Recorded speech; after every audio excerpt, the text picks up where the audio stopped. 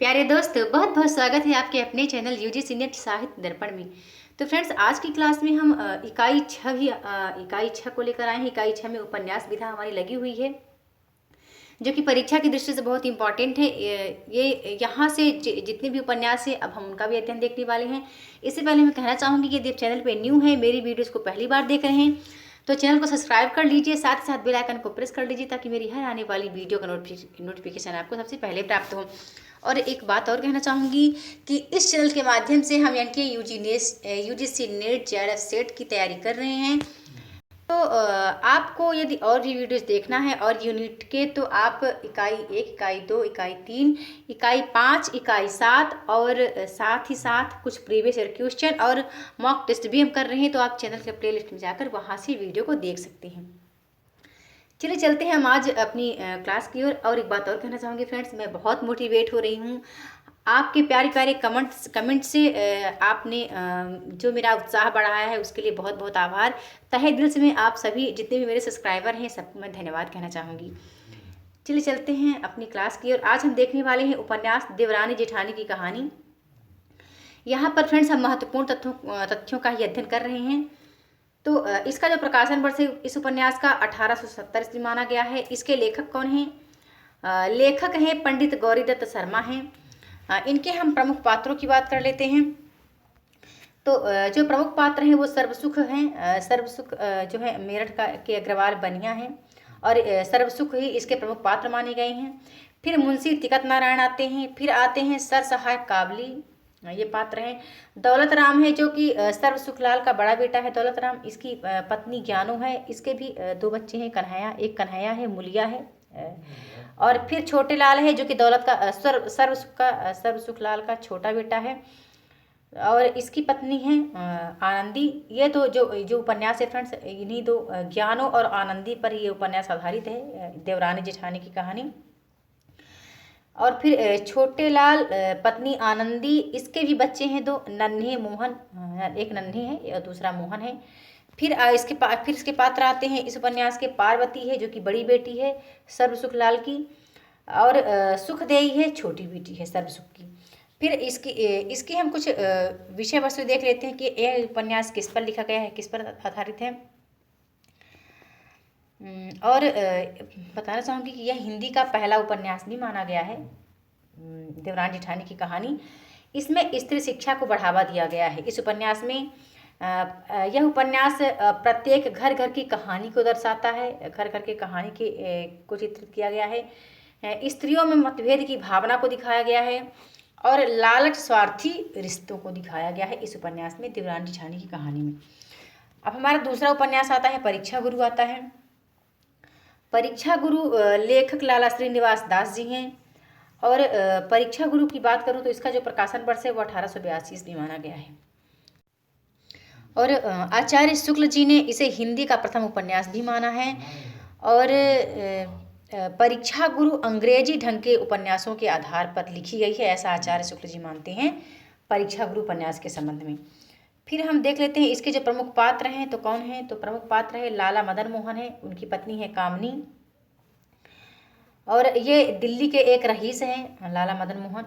फिर दूसरा पात्र है ब्रज किशोर, पत्नी प्रियंवदा। ब्रज किशोर कौन है? लाला मदन मोहन का मित्र है, जो कि पेशे से वकील है।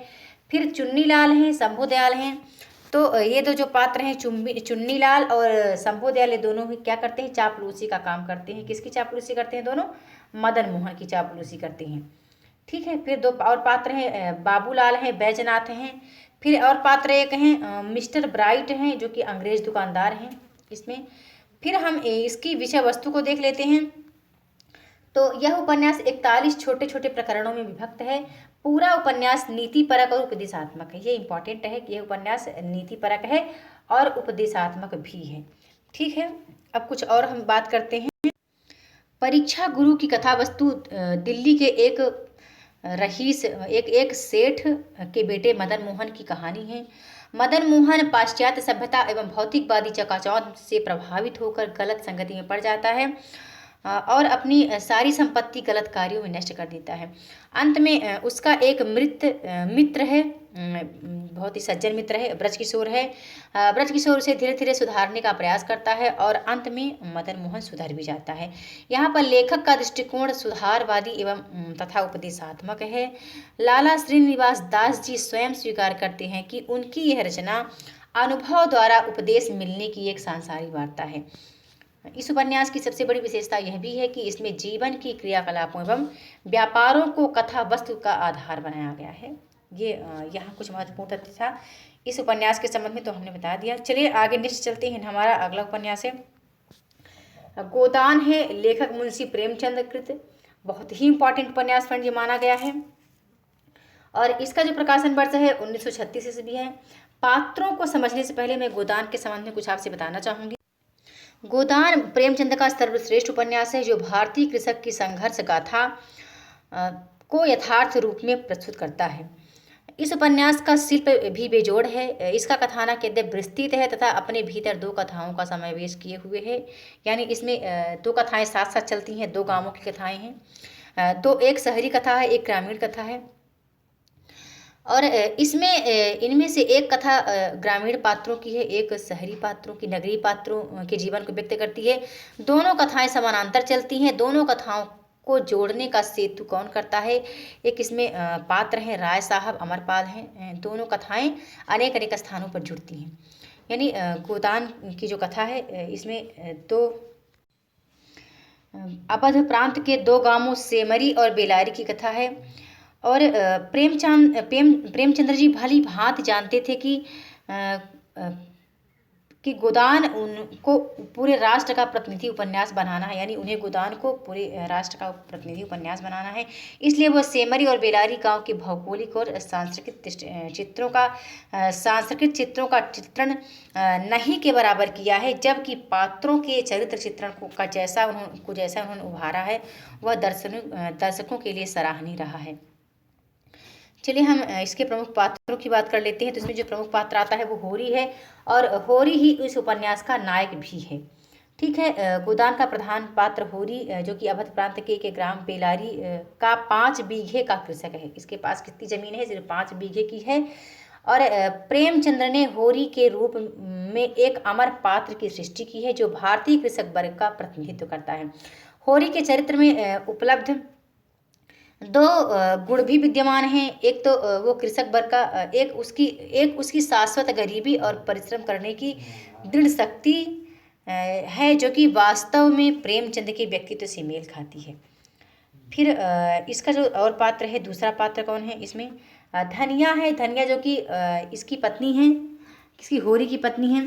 यह भी होरी का साथ निभाती है अपने कृषक जीवन में, जब इन दोनों साथ साथ ही अपना कार्य करते हैं। और धनिया की बात करूं तो इसकी नायिका भी कही जा सकती है क्योंकि यह कथा के केंद्र में सदैव रही है तथा उपन्यासों में प्रथम पृष्ठ से लेकर अंतिम पृष्ठ तक उपस्थित रही है। धनिया इस उपन्यास की नायिका तो है ही, साथ ही इसकी पत्नी है होरी की। और कृषक स्त्री के रूप में वह संपूर्ण वेदना को भोगती झेलती है अपने पति के साथ, जो अभिशप्त समाज में शोषण के कारण किसान और परिवार को अनिवार्यतः सहनी पड़ती है।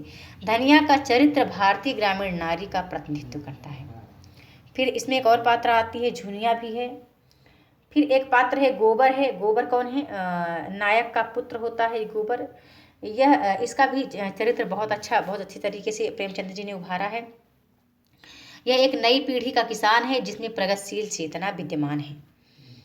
और गोबर को जमींदारों का जो सुख भोग है वो अच्छा नहीं लगता, क्योंकि गोबर जानता है कि वह अपने पिता होरी की बात को मानने के लिए तैयार भी नहीं रहता। उसके पिता कहते हैं कि हम लोग अपने कर्मों का पुण्य फल भोग रहे हैं, जबकि वह जानता है कि गरीबों का खून चूस कर ये लोग मज़े से सुख भोग रहे हैं। कौन? जमींदार लोग। फिर एक और पात्र आते हैं, मिस खन्ना आते हैं। अच्छा हाँ, गोबर के तो हो गए। अब हम देखते हैं राय साहब अमरपाल हैं। तो राय साहब अमरपाल हैं जो कि इस कहानी के पात्र हैं, प्रमुख पात्र माने गए हैं वो भी। और उन्होंने ही ग्रामीण और शहरी दोनों कथाओं को जोड़ने का सफल प्रयास किया है राय साहब ने। फिर मिस खन्ना आते हैं। तो मिस खन्ना दर्शन शास्त्र के अध्यापक, मतलब दर्शन शास्त्र के अध्यापक माने गए हैं। ओ सॉरी, मिस खन्ना नहीं, मिस खन्ना तो उद्योगपति हैं। मिस्टर मेहता हैं जो कि दर्शन शास्त्र के अध्यापक हैं। मिस मालती हैं जो कि इस उपन्यास में डॉक्टर हैं। फिर कुछ शहरी पात्र भी आते हैं। तो शहरी पात्रों में आते हैं पंडित ओमकार नाथ हैं जो कि संपादक हैं। श्याम बिहारी हैं, बीमा केंद्र का दलाल है। अन्य ग्रामीण पात्र भी हैं, जमींदार अमरपाल जिनकी हमने चर्चा भी की।